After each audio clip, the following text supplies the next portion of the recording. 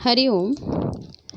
आज मैं आप सभी को कक्षा अष्टम का पाठ वीर का सम्मान पढ़ाने वाली हूँ। इसमें वीरता के बारे में बताया गया है, किस तरह राजा पुरु एक वीर पुरुष थे और उन्होंने सिकंदर के सामने कभी झुके नहीं। तो इसमें बताया गया है कि कभी कभी हम क्षणिक हौसलों को भी वीरता मान लेते हैं, पर जो सच्चा वीर है वो धीर और गंभीर भी होता है। वह अपने साहस का दुरुपयोग नहीं करता और ना ही उसका दिखावा करता है। संसार वीरों का सदा सम्मान करती है। ऐसे ही वीर देश का इतिहास बदलते हैं, राष्ट्र का निर्माण करते हैं, शत्रु के सामने झुकते नहीं हैं और ऐसे ही देशभक्त वीर राष्ट्र के भाग्य विधाता बन जाते हैं। तो आज हम लोग जो पाठ पढ़ने वाले हैं वो एक एकांकी है और इसमें जब भारत पर सिकंदर आक्रमण करते हैं तो राज्य कैकेयी के राजा पुरु से भी उनका युद्ध होता है, वो एकांकी के रूप में यहाँ दिखाया गया है। इस पाठ के पहले हम लोग मुख्य पात्र को देख लेंगे। मुख्य पात्र है आचार्य इंद्रदत्त, कैकेयी राज्य का आचार्य यानी गुरु। सेनापति व्याघ्रपाद कैकेयी राज्य का सेनापति हैं ये। राजा पुरु कैकेयी राज्य का राजा। सिकंदर यूनान का शासक जिसने भारत पर आक्रमण किया। साथ ही और भी इसमें पात्र हैं, द्वारपाल हैं, दूत, दरबारी, सैनिक आदि। प्रस्तावना देखेंगे। प्रस्तुत पाठ एकांकी विधा में लिखी गई है जिसमें वीरता का संदेश दिया गया है। वीर बदलते हैं इतिहास देश का। कहा गया कि वीर बदल देते हैं इतिहास देश का। भय पर विजय ही वीरता कहलाती है। वीरता मनुष्य के चरित्र का स्वाभाविक गुण है।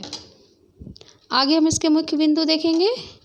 कैकेयी प्रदेश पर सिकंदर का आक्रमण।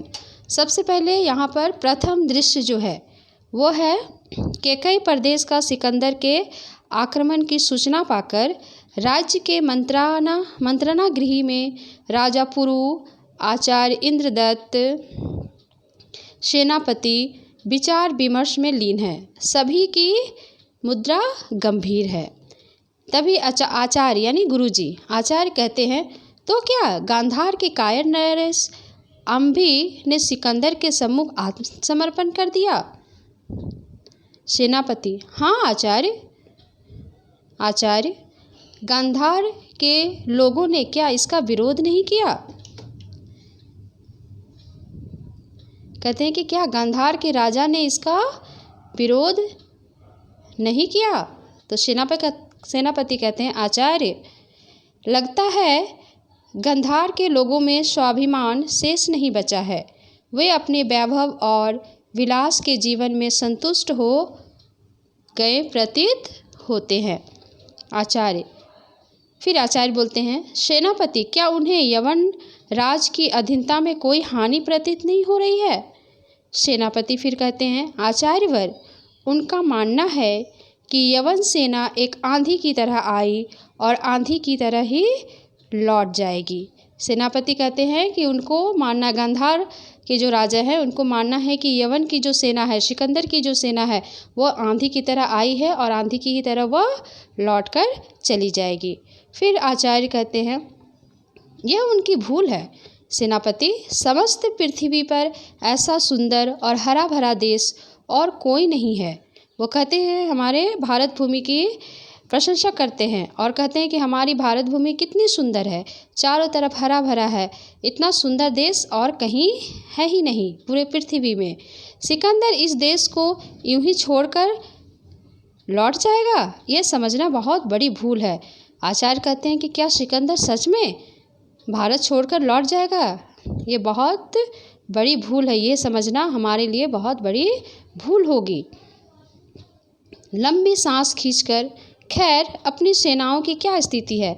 आचार्य एक लंबी सांस खींचते हैं और कहते हैं कि ठीक है, छोड़ो, हमारी सेना की स्थिति क्या है बताओ। सेनापति फिर कहते हैं, आचार्य हमारी सेनाओं की तैयारी पूरी है, हमारे सैनिक युद्ध के लिए व्याकुल हो रहे हैं, उन्हें बहुत समय से अपनी तलवारों का कौशल दिखाने का अवसर नहीं मिला है। यहाँ सेनापति कहते हैं कि हमारी सेना पूरी तरह से क्या है, तैयार है। तभी द्वारपाल का प्रवेश होता है। द्वारपाल, महाराज की जय हो। राजा पुरु, कहो द्वारपाल क्या सूचना लाए हो। द्वारपाल, महाराज सिकंदर का दूत आपसे भेंट करना चाहता है। यहाँ पर देखो दूसरा बिंदु दिया हुआ है, सिकंदर के दूत का आगमन। वहाँ सिकंदर का जो दूत है उसका आगमन होता है और द्वारपाल इसका समाचार यानी सूचना लेकर आते हैं। राजा पुरु कहते हैं, उसे यहाँ उपस्थित करो। द्वारपाल, जैसी आज्ञा महाराज। द्वारपाल जाता है और थोड़ी ही देर में दूत को लेकर पुनः आता है। द्वारपाल दूत को लेकर पुनः राजा के समक्ष प्रस्तुत होता है, वो आता है। यहाँ दूत जो है कहता है सिर झुकाकर, महाराज की जय हो, महाराज की सेवा में मेरा प्रणाम स्वीकार हो। राजा पुरु कहते हैं, कहो दूत क्या समाचार है। दूत, महाराज मुझे यमन राजा ने आपकी सेवा में भेजा है। आपका संदेश है कि गांधार राजा अंभी के समान आप भी यमन राज की अधीनता स्वीकार कर ले। दूत आकर कहता है कि सिकंदर ने मुझे संदेश भेजने के लिए कहा है, आपसे कहने के लिए कहा है कि जिस प्रकार अंभी जो है सिकंदर की अधीनता को स्वीकार कर लिया है, उसी तरह आप भी सिकंदर की अधीनता को स्वीकार कर ले। इस पर क्या होते हैं, सेनापति जो हैं वो रोष में आ जाते हैं, गुस्सा में आ जाते हैं और कहते हैं रोष में तलवार खींचकर, बस बस आगे कुछ मत कहना, अन्यथा मैं तुम्हारा सिर काट डालूंगा। आचार्य, सेनापति यह मत भूलो कि दूत का वध नहीं किया जाता है। सेनापति, मुझे क्षमा करें आचार्य, मैं इस दूत के मुख से ऐसी अपमानजनक बातें सुनकर अपने नियंत्रण खो बैठा था। राजा पुरु कहते हैं दूत से, दूत अपने यवन राजा से कह देना कि हम वीतस्ता नदी के तट पर युद्ध के मैदान में उनसे भेंट करेंगे। दूत सिर झुकाकर चला जाता है। यहाँ आचार्य तीसरा बिंदु में है, आचार्य द्वारा सेना तैयार करने का आदेश दिया जाता है। दूत के जाने के बाद आचार्य कहते हैं, सेनापति अब देर करना उचित नहीं है, शीघ्र जाओ और अपनी सेना को तैयार करो। सेनापति, जो आज्ञा आचार्य। फिर यहाँ दूसरा दृश्य आता है। दूसरा दृश्य में दिखाया गया है कि कैकेयी की सेनाएं वीरता से लड़ी पर अंततः हार गई। राजा पुरु को बंदी बना लिया गया। राजा पुरु को बंदी वेश में सिकंदर के सम्मुख प्रस्तुत किया गया।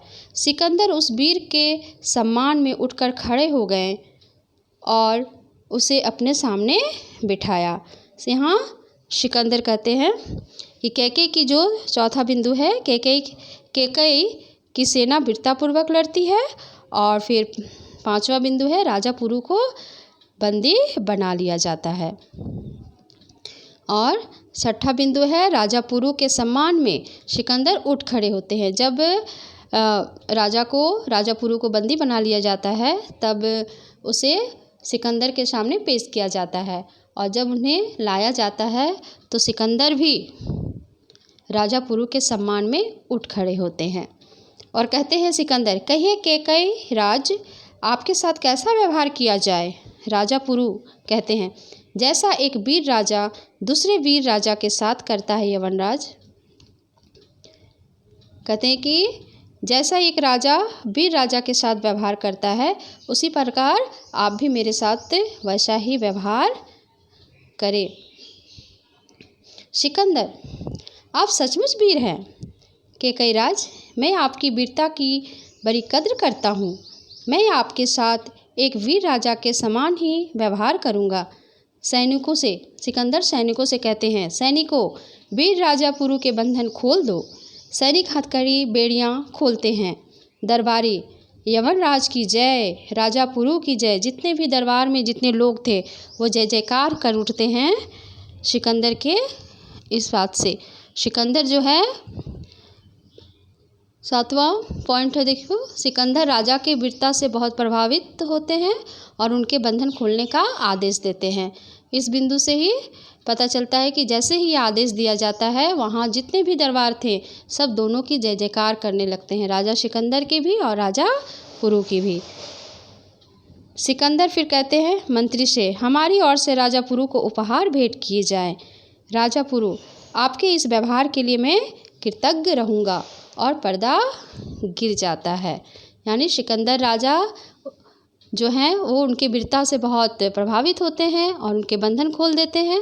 साथ ही साथ अंतिम बिंदु में हमारा है, सिकंदर ने राजा पुरु को अनेक उपहार भेंट किए और वहाँ से ससम्मान अपने देश में लौट जाते हैं। इस तरह सिकंदर ने राजा पुरु का सम्मान किया, यानी कि एक वीर पुरुष का सम्मान यहाँ किया गया।